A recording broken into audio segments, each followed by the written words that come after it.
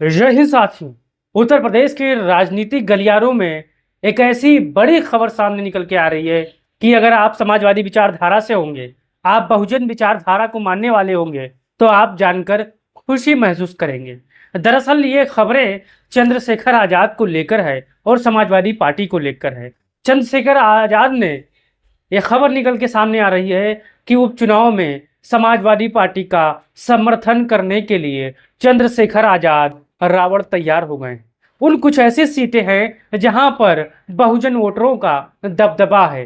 शानदार तरीकों से यहां पर वो रहते हैं और किसी की भी नैया को उस पार लगा देते हैं तो किसी की भी नैया को इस पार ही रोक देते हैं। दलित वोटरों का अच्छा खासा प्रभाव है इन 6 सीटों पर। इसलिए चंद्रशेखर आजाद ने इस बार समाजवादी पार्टी को उपचुनाव में अपना समर्थन देने का ऐलान कर दिया है। चलिए जान लेते हैं वो कौन सी ऐसी 5 से 6 सीटें हैं जहां पर दलित हों सबसे ज्यादा निवास करते हैं और यहां पर अच्छा खासा वोट है जो 2024 के चुनाव में पीडी यानी पिछड़ा दलित अल्पसंख्यक के फार्मूले के तहत समाजवादी पार्टी को मिला। साथियों, आज चलिए जान लेते हैं कि वो कौन सी ऐसी सीटें हैं जहां पर अगर चंद्रशेखर आजाद रावण समाजवादी पार्टी को समर्थन करेंगे तो 2027 में इनको भी अखिलेश यादव गठबंधन के तहत शामिल करेंगे और इनका भी सम्मान आगे बढ़ाएंगे। आप इस वीडियो पर पहली बार आए हैं तो चैनल को सब्सक्राइब करके बेल आइकन को दबा लीजिए और फटाफट जान लेते हैं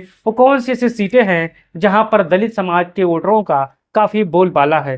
पहला नाम आता है मिल्खीपुर का। साथियों, मिल्खीपुर अयोध्या का सीट है, एससी सीट है, रिजर्व सीट है। यहाँ पर समाजवादी पार्टी के उम्मीदवार होंगे अजीत प्रसाद, जो कि यहाँ पर अयोध्या के सांसद, फैजाबाद के सांसद अवधेश प्रसाद के बेटे हैं। इनकी चर्चा लगातार बनी हुई है, लगातार गरीबों शोषितों वंचितों में इनका नाम चल रहा है। साथियों, तो मिल्खीपुर एससी से अगर चंद्रशेखर आजाद समाजवादी पार्टी को यहाँ पर सपोर्ट करेंगे तो इसमें सोने का सुहागा वाला स्थिति होगी। साथियों, यानी यहाँ पर चंद्रशेखर आजाद अगर खुद लड़ेंगे तो कुछ कर नहीं पाएंगे, अगर समाजवादी पार्टी के साथ लड़ेंगे तो उनकी इज्जत वकार वैल्यू इस सीट पर बढ़ जाएगी, समाजवादी पार्टी के नज़रों में, अखिलेश यादव के नज़रों में और जनता की नज़रों में। क्योंकि क्यों बढ़ेगी? क्योंकि आप जानते हैं अगर ये अलग चुनाव लड़े तो 10 से 15 हजार वोट पा जाएंगे, लेकिन कहीं समाजवादी पार्टी के साथ यहाँ पर मिल्खीपुर उपचुनाव लड़े तो अगर 10 से 15 हजार वोट ये कन्वर्ट कराने में कामयाब हो गए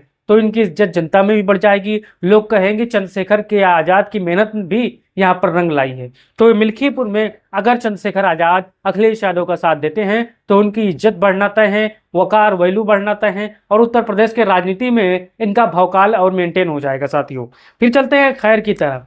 अलीगढ़ का खैर ऐसा सीट है जहां पर भी दलित वोटरों का काफी प्रभाव है। साथियों, अगर यहाँ पर चंद्रशेखर आजाद भी अखिलेश यादव का साथ लेते हैं तो यहाँ पर भी मामला मजेदार होगा और भारतीय जनता पार्टी बहुत ही हालत खराब होगी, क्योंकि जो बहुजन समाज पार्टी है यहाँ पर उसकी स्थिति काफी करो या मरो की स्थिति में है। क्योंकि बहुजन समाज की पार्टी की जो स्थिति है उस स्थिति की देन खुद स्वयं बसपा प्रमुख मायावती हैं। वो घर से बाहर निकलती नहीं। जितना चंद्रशेखर आजाद मेहनत करते हैं सड़कों पर, जितना अगर 1% यहाँ पर बहन कुमारी मायावती मेहनत कर दे तो बहुजन समाज पार्टी का आज कम से कम 10 से 15 सांसद होता, लेकिन बहुजन समाज की मुखिया घर पर बैठी रहती हैं। सच्चाई है। साथियों, तो खैर में अगर बहुजन समाज पार्टी के युवा नेता हमारे चंद्रशेखर रावण भाई अगर मेहनत करेंगे, अगर समाजवादी पार्टी के साथ आएंगे तो ये सीट पर भी समाजवादी पार्टी को सोने पे सुहागा वाला हिसाब किताब यहाँ पर फिट बढ़ जाएगा।